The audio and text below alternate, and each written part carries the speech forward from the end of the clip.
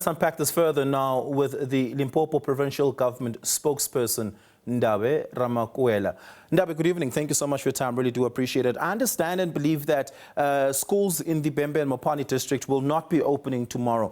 How many schools are affected in those areas? Good evening, Oliver, and to all your viewers. We haven't made an assessment of the number of schools that may be affected by a possibility of them not opening due to rains, but mainly in the northeastern of our province, as has been stated in the Vhembe district as well as the Mopani district. We have challenges that we have experienced and communicated through our provincial management center. It is upon that the Department of Education issued warning to some of the schools so that they don't cause matters by opening before the assessment has been done. Parts of the areas I'm talking about would involve Musina municipality, parts of Tulamela, Mopani district as well, mostly in the northeastern parts of our province. Those areas have been affected because of the rainfall in the past day and today. The South African Weather Services have confirmed that the number of those areas will still experience a large rainfall tomorrow going up Saturday. So we may not know exactly the numbers of schools by tomorrow which will not open, but the rest of the province, the schools will open tomorrow. Yeah, the Premier is empowered by the Constitution to enact a state of provincial disaster. Has the Premier made that consideration? We have just concluded a meeting now with the interdisciplinary team that involves the Provincial Disaster Management Center as well as the District Disaster Management Center. What we have agreed upon is that by tomorrow midday, they should provide us with the status report of the areas where they come from, because there are two phases to it. Initially, we had challenges from the end of November, beginning of December, wherein we had a few disasters in areas like Mudimule, Blowback, and Zanini, where that assessment is made caused mainly by rain and storm damages that affected infrastructure like roads, schools, as well as electricity in a number of areas. So that assessment has been will be done together with then the recent floods that are affecting the areas I spoke about in the northeastern parts of our province. So only after midday tomorrow would we know the extent of the damage and the areas that we are dealing with, and to make a proper report that will go into the National Disaster Management Center. Yeah, but would that report be for the purposes of considering whether or not a state of provincial disaster is warranted?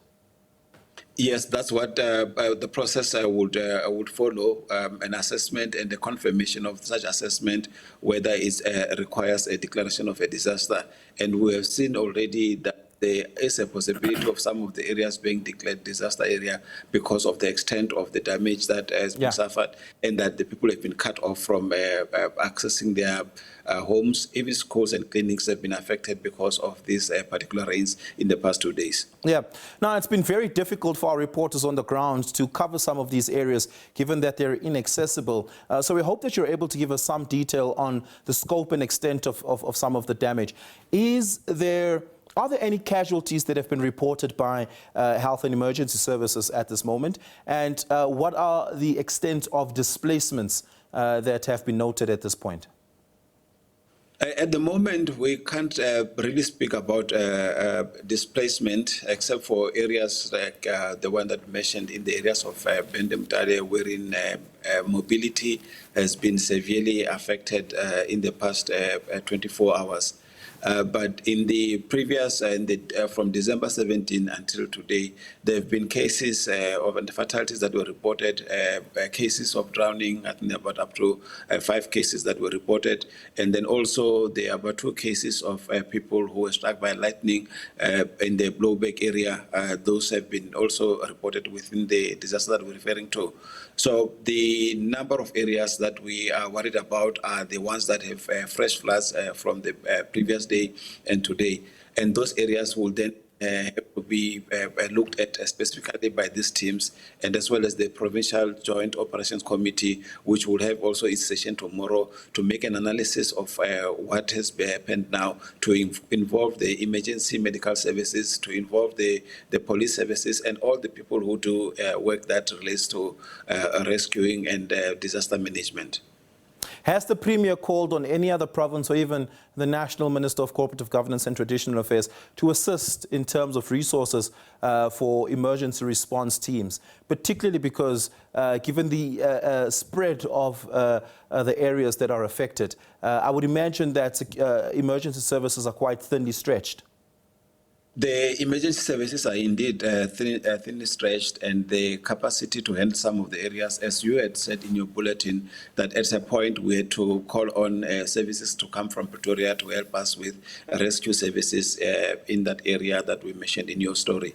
What the Premier has done is that he has delegated the Member of Executive Council responsible for cooperative governance, women's settlement, traditional affairs, Mr. Baskop Makamu, to then liaise with the National Disaster Management Center, work that he has been doing up to 2 days ago when the department issued a level 9 warning to the residents. It was informed by such interaction within the National Department of COGTA.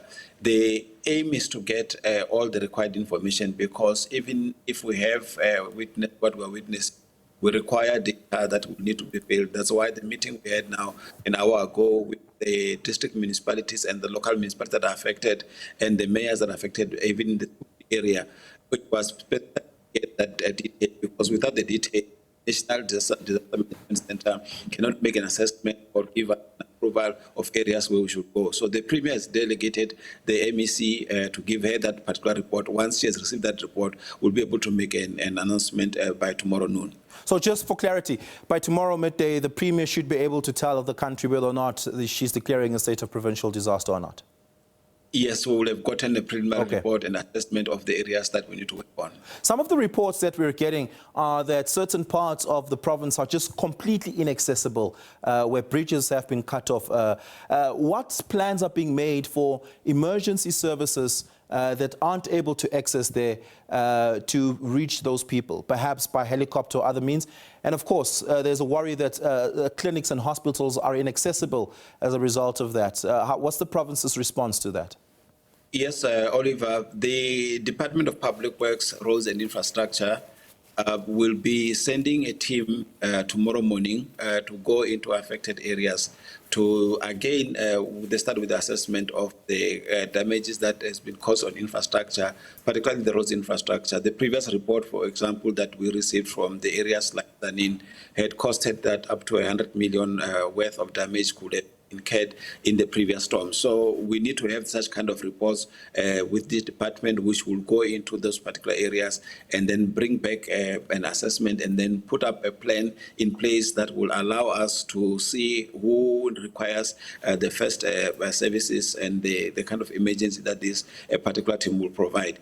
It's an interdisciplinary team which also involves the local municipalities. There are some areas where the roads and infrastructure belongs to the municipality, the local municipality.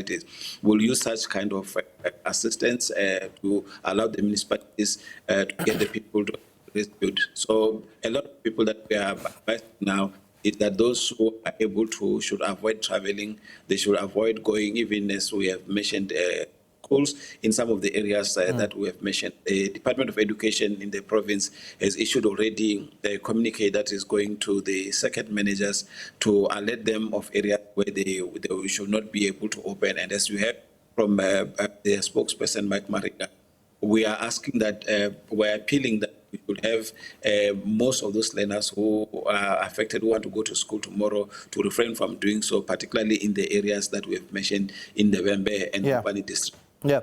Sorry, Ndavhe, that's a staggering number that you mentioned there. 100 million was the estimated damage in the previous storm.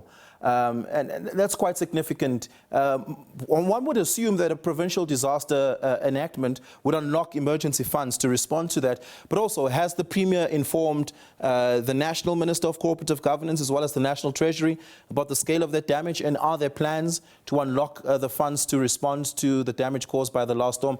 I mean, it's 100 million rand. Oliver, that is a preliminary assessment, and Zanini was just the one, but of the 4 or 5 municipalities that were affected, I've spoken about Blouberg, where such reports will come through tomorrow. We've spoken about areas like Mudimule, Mohopong. They will be able to send a report through from through their areas, and it's only after that we can make it. Otherwise, we can't send piecemeal requests for R1 million, R2 million, R100 million or so. We need to send a composite amount, which then would allow us, even the previous areas wherein we had made disaster requests, the money doesn't really come within a day or two.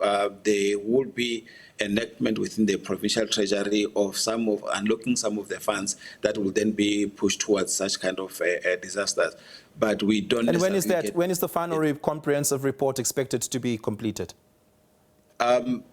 Part of it depends also on how long this will last, because you can imagine the next 2 days we send a report, but then it continues for another 7 or so days. That means that we won't be able to complete work if we don't have such. So most likely is that we would wait for the rain to subside, wait for the damage, and also for the rivers to subside. And at that point, then we'll be able to tell what type of infrastructure requires attention. There are schools, there are clinics, there are libraries, and other areas that have been affected because of this. Yeah, Ndavhe, thank you so much for your time. Really do appreciate it. Really do appreciate you coming onto the program. Ndavhe is the spokesperson of the Premier in the province of Limpopo. 100 million rand is the preliminary assessment of damage caused by the previous storm and floods.